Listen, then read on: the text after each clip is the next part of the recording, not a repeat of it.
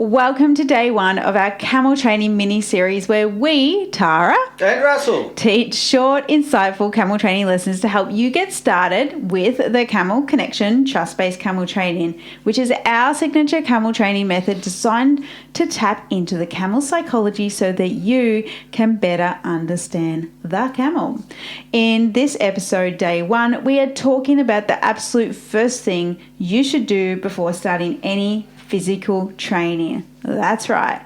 And the first thing that you need to do before starting any training with a camel is to build a relationship. So what does this relationship look like? What does it mean? And why do we do it?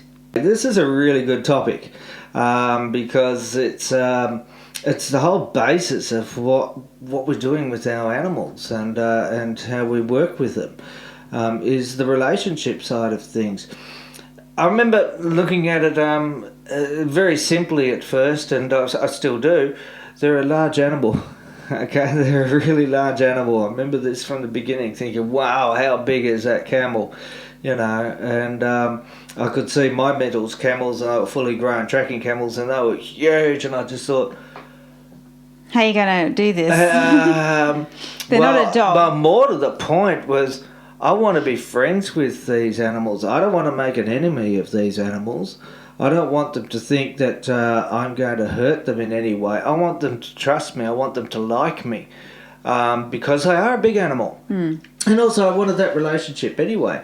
So that was a major driver for me when I first started into camels, you know, how many lifetimes ago.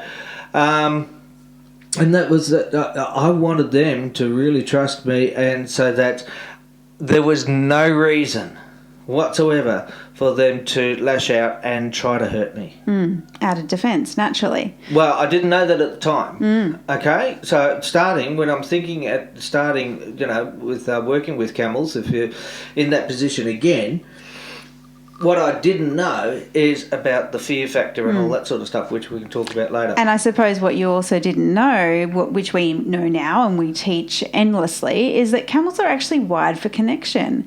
And, you know, with our extensive experience with camels internationally and a whole pile of, you know, dealing with all different personalities of camels and Bactrians and dromedaries, at the end of the day, they're extremely curious animals. And even if something new comes into their field or their paddock or wherever they house their, you know, whether that be a cat moving through the barn or whether that be, you know, like something, or I've actually seen our camels be an echidna, like be interested in an echidna in our in their paddocks. They are just curious animals, and they sort of put themselves into this life and just want to build connections with things. And especially when something comes in like a human, they just truly are interested in you. They are. Yeah, I think getting back to the point though of you know, sort of the newbie to the camel world. So there might be a few listeners that are in that boat. You're curious about camels, or maybe you're thinking about getting camels. You might be thinking about, you know, perhaps doing some tracking, and this is your very beginning, first port of call, if you like, of information that you want to build up that bank of information, the toolbox. Thinking about, we've all heard, I'm sure, we've all heard, you know, someone down the street, you know, you're going for a coffee and, oh yeah, I like camels, I want to get into camels. Oh, biting, kicking, spitting things, you know, cantankerous is another word that comes to mind, and all this sorts of thing. And it's implanted in us that perhaps these animals, who become very large, are that. So it's actually more the fear, a human fear than an animal fear. That's right. But the question is, are they biting, kicking, spitting, cantankerous animals? And there's reasons why an animal will go ahead and bite, kick, or, well, camels actually can't spit, all right? It's not spit that they do. Camels don't do that. They vomit. Anyway, that's another story. So it's a matter of switching around to finding out who these animals are. And the only way to truly do that is by developing a meaningful, loving, caring relationship with that animal. And I can't really tell much difference between my relationship with my dog than my relationship with my camels. Like, it's really it is a similar thing. Like if the stronger the bond is with your dog, if you're experienced with dogs, the stronger the bond that you're going to experience. A similar thing with a camel, and that involves certain activities that you need to do before any training whatsoever. Like this is literally the first step that we teach all our students, is that this is the first step to training a camel.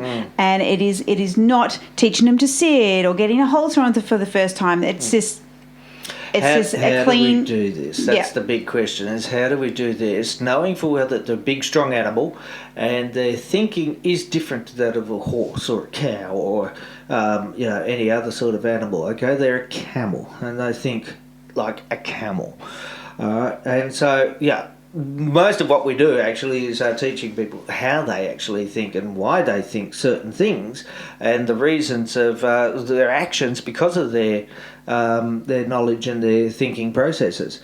Part of that is building that relationship, and you marry the two together. So we've just covered a really short introduction on the very first step that you need to do in order to build a relationship with a camel before you start any physical training. And it comes down to building trust and connection. And those two things a camel understands, because those two things, trust and connection, are very evident in their herd environment. And the best part is we teach you how to do that. But the camel doesn't need to be taught because it already knows how to do that because it's got the herd environment. That's it. So this is our day one of, do this before starting any camel training, and that is to build a connection and a relationship with the camel. So tomorrow's podcast, we're going to be talking about the camel training equipment that you need before starting any camel training. So we're going to be talking yards, headstalls, ropes, how to set yourself up with equipment so you actually succeed. Because we see a lot of times when people don't have the right equipment, really bad things can happen from that, and also bad habits the camel can learn. So what you need to do now is jump on our email list. Yes, it feels like email was yesterday, but that's literally the only way how we communicate with people in our community. And we'll be having a really special announcement towards the end of this camel training mini series. And if you're listening to this and you're obviously interested in camel training, you don't want to miss out on the announcement. So head over to camelconnection.com/sign up, one word, and get on our email list so that you don't miss the announcement and the following days to come. Tomorrow, we're talking camel training equipment.